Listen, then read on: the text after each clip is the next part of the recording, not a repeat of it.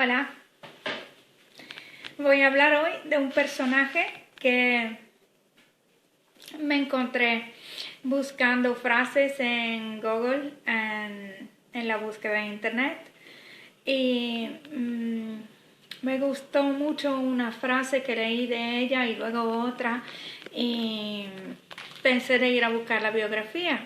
Y en la biografía encontré muchos puntos que me gustan sobre su filosofía de vida. Estoy hablando de Zora Neale Hurston, que vivió entre 1891 y 1960 en Estados Unidos. Es una mujer afroamericana que ha escrito muchas novelas, pero también fue antropóloga y folclorista, hizo mucho trabajo de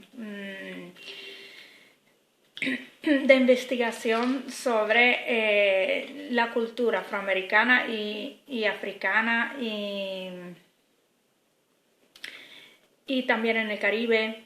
Y ella escribió novelas que a la época no fueron... a cierto punto se dice que no la añadieron en los... ¿cómo se dice? En la categoría de antropología, porque efectivamente ella tenía una manera de... En su obra había mucho más amplitud. Ella ponía fotografía, antropología, ficción, una parte autobiográfica, y entonces no encajaba del todo con alguna categoría, y por esto, y también por razones políticas, por razones que esto es algo que me llamó mucho la atención porque tiene mucho que ver con mi pensamiento, ¿no? Por ejemplo, ella no estaba alineada con la mayoría de los intelectuales afroamericanos del círculo que frecuentaba, que eran de izquierda, porque ella veía en esto una anexión del pueblo afroamericano en la cultura de lo blanco, o sea, veía borrar su cultura que tenía raíces africanas, y sobre todo por la cuestión de la educación, de la estructura, de la escolarización. Y todo esto lo voy a poner en un texto aquí en la info muy largo, donde cogí de varias biografías y la frase la traducí del inglés, porque hay mucho de su biografía en Wikipedia en español. Pero me gustó muchísimo porque tenía una visión muy suya, muy particular, muy amplia, y sobre todo esto del respeto de la diversidad cultural. Esto me encantó, y luego no he leído todavía nada suyo, me iré a buscar la novela, por esto todavía no puedo decir, pero estoy hablando de la biografía. Y quiero leer 3 frases suyas, además en su historia tiene algo que me llamó la atención, de donde creo que nació su espíritu así tan atípico. Y era que ella, cuando tenía 13 años, quedó huérfana de madre. Su padre se volvió a casar y su padre y su nueva esposa la abandonaron. La dejaron a otros familiares que se la pasaron de una casa a otra, como ella decía, de mano en mano, como un penique. Y luego ella por su cuenta empezó a viajar por Florida, que es donde ella se crió, y hacerse su vida, y intentó por su cuenta estudiar. No sé si tuvo que mentir en su edad para ser admitida en un curso escolar o si lo hizo ella, pero total que se ve como esta persona tuvo que luchar para buscarse su propio camino y hacerse una cultura, pero en fin logró ser un personaje importante de la época en cuanto al renacimiento de Harlem, ese grupo de intelectuales afroamericanos que ellos estaban proponiendo una visión nueva del afroamericano como una persona feliz de pertenecer a su raza, a su cultura, ahora no quería decir raza, a su etnia, a su cultura. Una persona que no vivía todo el tiempo en el papel de víctima apareciendo en la literatura como alguien que despertara la piedad del público. Era un hombre nuevo en cuanto que ella es de una segunda generación y también ella empezó a poner personajes femeninos en sus cuentos de mujeres independientes y con personalidad.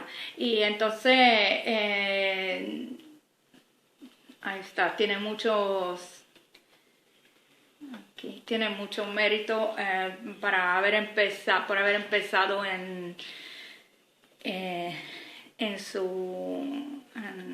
sus escritos a dar esta imagen nueva de la mujer afroamericana y del pueblo. Pero luego ella terminó escribiendo libros apolíticos e incluso escribió un libro que le atrajo mucha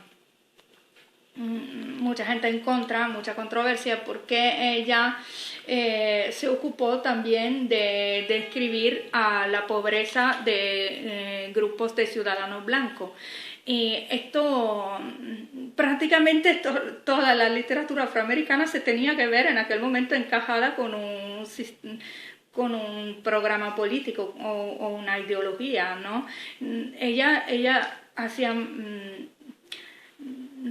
hacía cosas mucho más amplias, tenía una amplitud de pensamiento que no se entendía en aquel momento, o no que no se entendía, a lo mejor simplemente no se apoyaba. No la apoyaban los grupos que tenían una posición precisa en su activismo. Mientras que algo no encajara con su propósito, no lo iban a apoyar. Esto es lógico, sucede siempre. Así que luego sucede que después de su muerte, una periodista publica un artículo en donde va buscando noticias sobre ella, y de ahí se empiezan a apreciar mucho más, empiezan a tener mucha más difusión sus obras. Y se le reconoce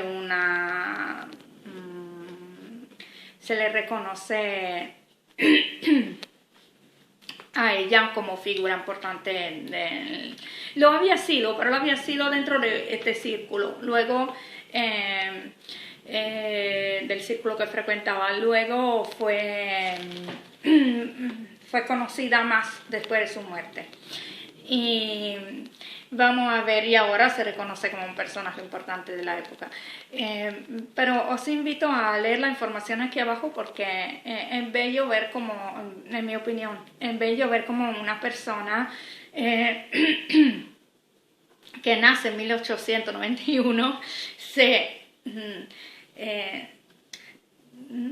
tiene una manera de ser que quizás se entiende más ahora, poco, o sea, se entiende, pero digamos que todavía ahora nuestra manera de ser tiene mucho de crea mucho de nuestra manera de ser, digo, como sociedad y también a nivel de los intelectuales o de lo que se lee, tiene mucho que ver con los obstáculos que se ponían antes, ¿no? Tiene mucho que ver, todavía aceptamos solamente cierta visión que encaja con nuestros ideales, si no no damos espacio o tenemos una idea de la educación que es que aniquila las diferencias a nivel cultural seguramente. Luego se puede hablar ahora de otro tipo de diferencia, pero sobre lo cultural, el mismo esquema de cómo se imparte la educación es a la base. Por ejemplo, tienen una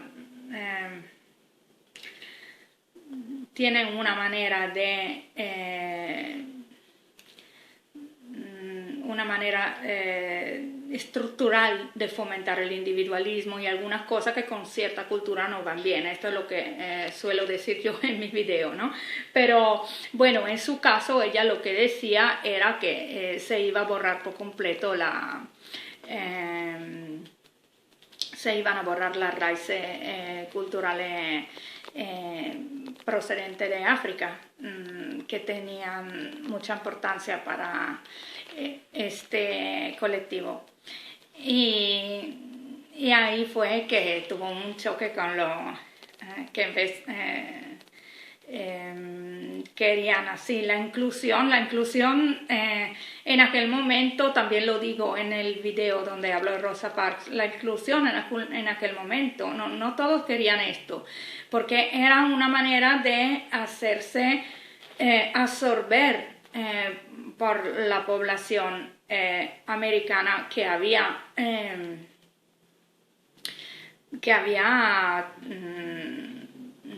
cogido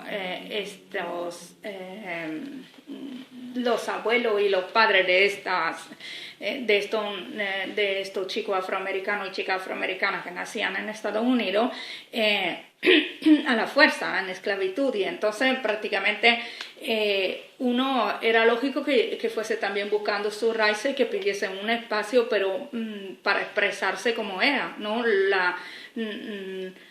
Simplemente desaparecer adentro de él y ser un ciudadano más de América, pero con la filosofía que predominaba.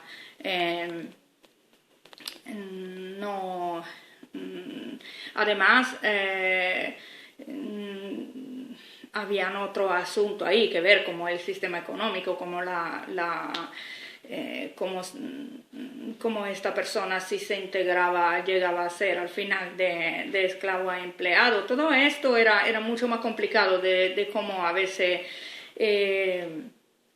se nos cuenta de una forma muy sintetizada y omitiendo muchas cosas, ¿no?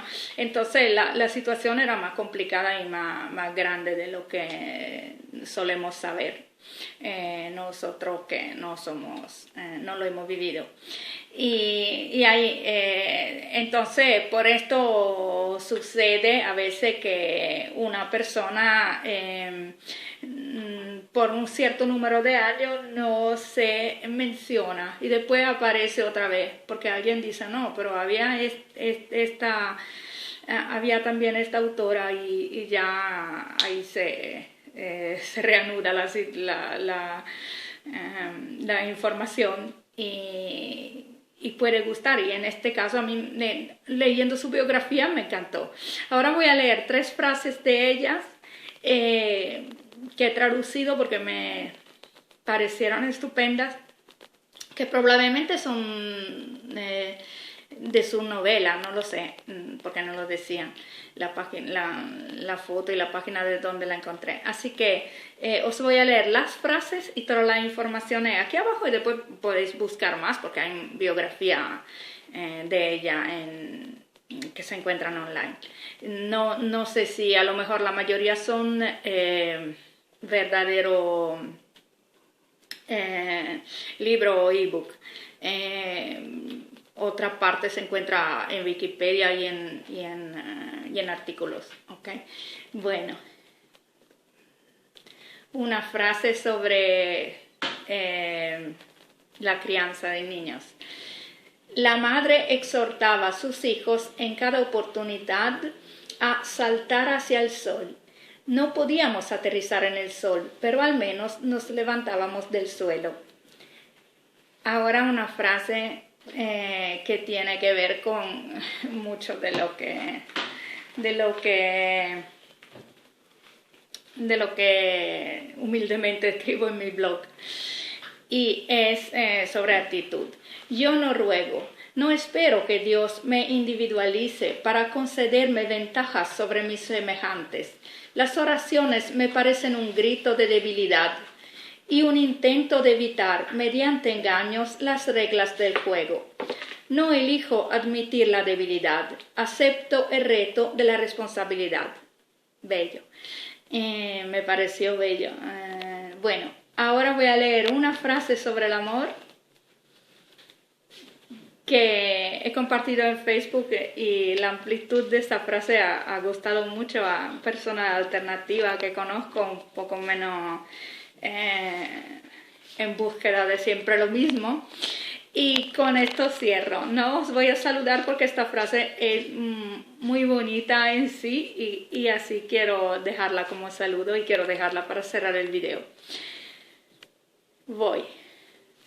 Y tú les dirás que el amor no es como una piedra de molino, que es el mismo en todas partes y actúa igual sobre todo lo que toca. El amor es como el mar, móvil pero al mismo tiempo inmutable, y sigue los contornos de la playa que besa, y en cada playa es diferente.